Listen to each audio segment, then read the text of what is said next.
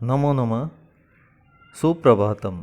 आज हम संस्कृत विषय के कक्षा 6 के का पाठ 19 सुभाषितानी पढ़ेंगे। सर्वप्रथम किसी भी चैप्टर को पढ़ने के लिए मैंने आपको बताया 2 बार ध्यान से इस वीडियो को हमें ध्यान से सुनना है। 2 बार इसलिए क्योंकि एक बार हम ध्यान से सुनेंगे, यदि दोबारा से सुनते हैं रिपीट, तो हम जो समझ में नहीं आया होता है वो भी समझ में आ जाता है। सेकंड, हमें क्या करना है, खुद से उसको पढ़ने की कोशिश करनी है। ठीक है, उसको अपनी बुक निकालें, उसमें से खुद से पढ़ने की कोशिश करें ताकि हमें भी शुद्ध उच्चारण करना आए। थर्ड नंबर पे हमें क्या करना होता है कि इसमें नीचे शब्दार्थ दिए हुए हैं, शब्दार्थ को हमें ध्यान से समझना और सुनना है, फिर याद करना है और फिर उससे हमें उसका अनुवाद करने की कोशिश करना है। लेकिन संस्कृत में अनुवाद करने के लिए हमें 2 बातों का ध्यान रखना है। यदि गद्य भाग है तो हम उसमें एक एक लाइन को साथ में पढ़ते चलें, उसका अर्थ करते चलें। लेकिन पद्य भाग या श्लोक है तो श्लोक में हमें पहले उसका अन्वय जमाना होता है। अन्वय का अर्थ है कि उस श्लोक में जिस रूप में उसका अनुवाद होना है, शब्दों को उस क्रम में हमें जमाना है, ये अन्वय कहलाता है। फिर उसके बाद उसका अनुवाद करना बहुत आसान होता है। तो पहले श्लोक, फिर उसका अन्वय, फिर उसका अनुवाद। सुभाषितानी का मतलब अनमोल वचन है। ठीक है,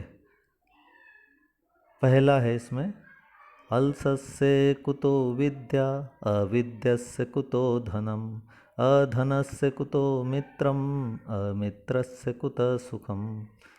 इसका अर्थ है कि आलसी व्यक्ति, आलसी जो व्यक्ति होता है, ये हमारे विद्यार्थियों के लिए बहुत ज़रूरी श्लोक है, ध्यान देने वाला श्लोक है कि आलसी व्यक्ति को विद्या कुतो यानी कहाँ।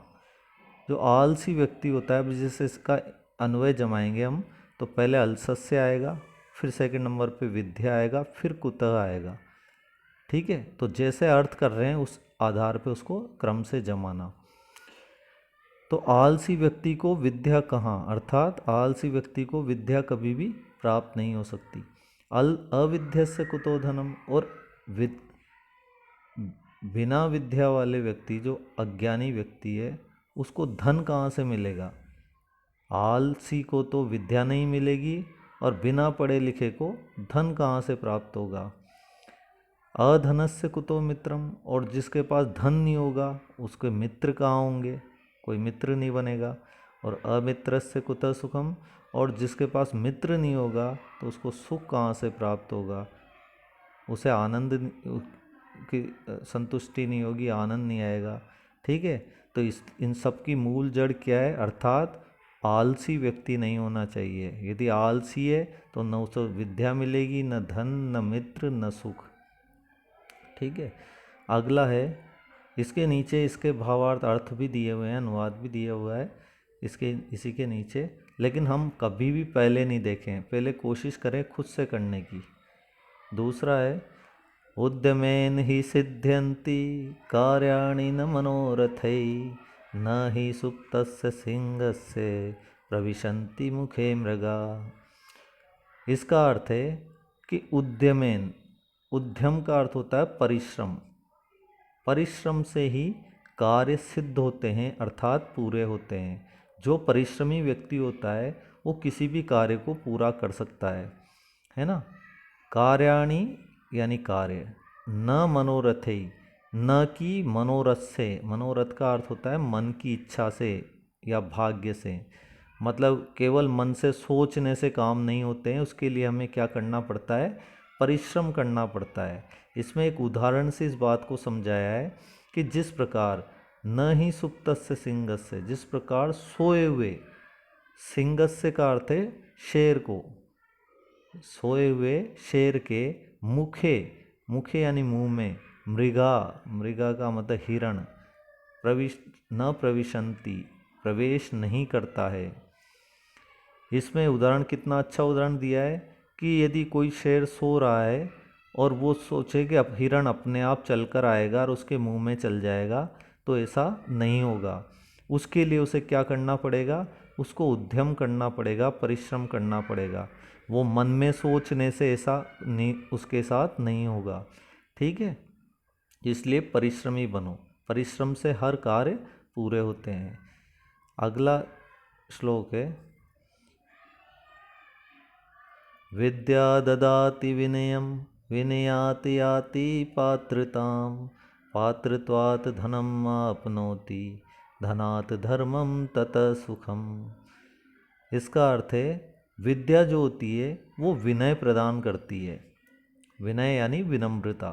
विद्या से क्या प्राप्त होता है, विनय। और विनयात याति पात्रताम, और विनय से, विनम्रता से क्षमता या योग्यता आती है। जो विनम्रशील होता है वो, उसको क्षमता या योग्यता प्राप्त होती है। और क्षमता और योग्यता से धन प्राप्त होता है। धनात् धर्मम, धनात् यानी धन से धर्म प्राप्त होता है, और धर्म के बाद उससे सुख मिलता है। अर्थात इन सब की मूल जड़ क्या है, विद्या।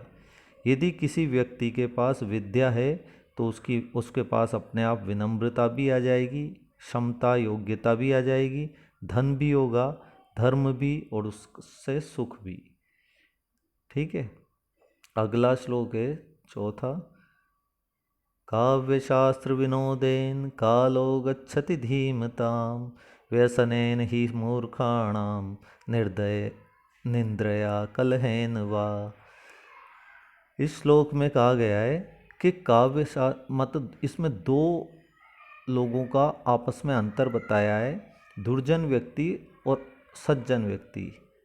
विद्वान व्यक्ति और दुर्जन व्यक्ति का अंतर बताया गया है कि जो दुर्जन व्यक्ति होते हैं, बुरे व्यक्ति होते हैं, वो क्या करते हैं, काव्य शास्त्र को विनोदेन, मतलब काव्य शास्त्र को मजाक में लेते हैं। और कालो गच्छति धीमता, उनका समय कैसे व्यतीत होता है,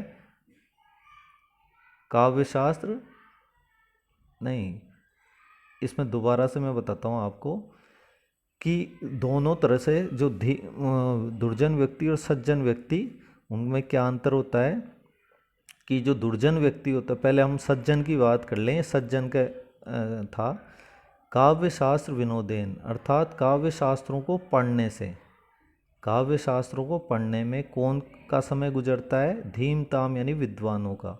कालो गच्छति, काल यानी, और गच्छति समय गुजरता है। तो जो सज्जन व्यक्ति होते हैं, विद्वान व्यक्ति होते हैं, उनका समय काव्य शास्त्रों को पढ़ने में गुजरता है। जबकि व्यसनेन ही मूर्खाणाम निंद्रया कलहेन वा, जबकि मूर्ख व्यक्ति जो होते हैं, दुर्जन या मूर्ख व्यक्ति जो होते हैं, उनका समय व्यसनेन बुरी आदतों से, निंद्रया यानी सोने में, और कलहेन वाकार्थ अथवा कलहेन यानी झगड़े में, इनमें गुजरता है। तो मूर्ख व्यक्तियों का समय बुरी आदतों में, सोने में और झगड़े में गुजरता है। ठीक है, पांचवा श्लोक है, नरस्याभरणं रूपं रूपस्याभरणं गुण गुणस्याभरणं ज्ञानं ज्ञानस्याभरणं क्षमा। इसका अर्थ है, हम इसमें पहले वाले शब्द को, हर सेंटेंस का अंतिम जो शब्द है उससे स्टार्ट करते हैं। रूपम यानी रूप, नरस्य आभरणम, यहाँ आभरणम का अर्थ होता है नरस्य धन आभरणम, इसका संधि विच्छेद हुआ। आभरणम का अर्थ है गहना, नर यानी मनुष्य का, तो रूप मनुष्य का गहना होता है। रूप जो होता है वो मनुष्य का आभूषण है, गहना है।